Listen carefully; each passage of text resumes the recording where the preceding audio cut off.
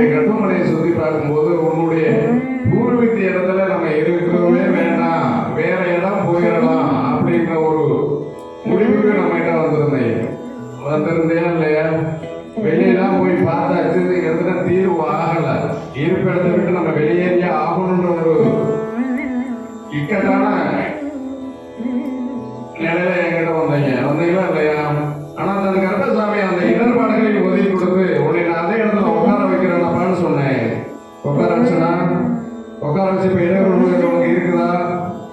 இடையூறு இருக்கா இல்லையா? இடையூறு இல்லை.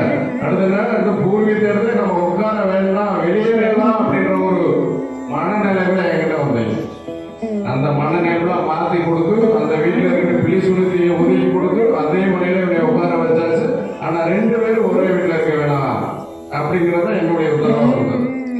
இருப்பிடத்தை மாத்திக்க, ஏன்னா 2 பேரும் ஒரே மனையில உட்கார முடியாது. அந்த ஒரு உத்தரவாக நாங்கள் சக்கரசாமி சொல்லிக்கிட்டு இருக்கேன். அடுத்ததுனா பூர்வீகத்தில் இருக்கிற பிள்ளை சுழற்சியை ஒதுக்கி கொடுத்தாச்சு. உங்களுக்கு எந்த ஒரு இடர்பாடுகளும் வராது. உங்களுடைய அரசனுக்கு உடல்நல கொஞ்சம் இடர்பாடுகளாக இருந்தது, இப்போ எப்படி இருக்கும்? நல்லா இருக்கும், இன்னும் நல்லாவே இருக்கும். எல்லாத்தையும் சரி பண்ணி கொடுத்துறேன்